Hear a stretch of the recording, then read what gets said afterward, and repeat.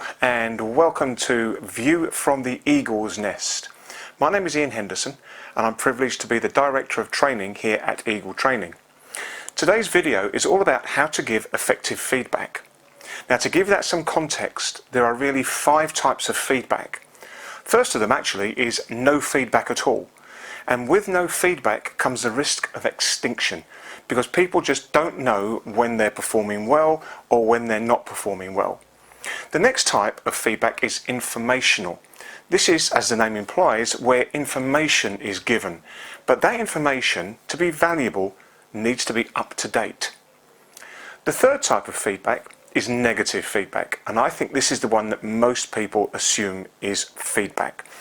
Negative feedback is when you would say, that's a good try, but, and after the but comes all the things that somebody has done wrong. It's kind of like punishing people for trying. The fourth kind of feedback is motivational feedback. And this is when someone's done something really well and you want to give them the feedback that they have done something really well.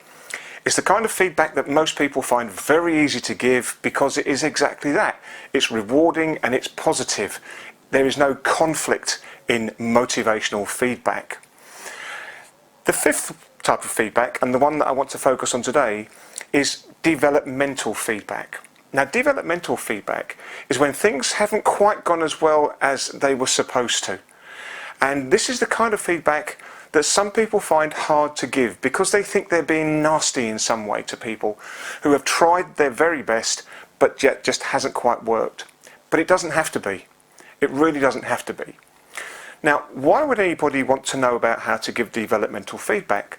Well, because actually folks do need to get feedback in order to improve. Otherwise, how would they know what to do differently? So, what is developmental feedback? Well, I'd like to introduce you to a process of giving developmental feedback. We call it the AID framework, A-I-D, and I'd like to take you through the steps of the AID framework for giving feedback on this video today. So, the first step in giving the AID feedback is to actually ask them for their self-evaluation. What do they think they did really well, and what do they think that they could have done maybe differently in order to get a better result? If you've read the book The 7 Habits of Highly Effective People, this is what habit number 5 is all about: seeking first to understand and then being understood. In other words, asking them how they thought their performance went before giving what you think was their performance. So that's the first step. The second step, and this is the A in the AID framework, is to describe the specific action that was not acceptable or that needs to change. So A is the action. The next step is the I, and that is to describe the implication of that action. So for instance, if I said to you that what was wrong was that the report that I asked for was 2 days late when you gave it to me, the impact or the implication of that was that actually I had to cancel the project meeting because that report was 2 days late, and as a result we've missed the slot.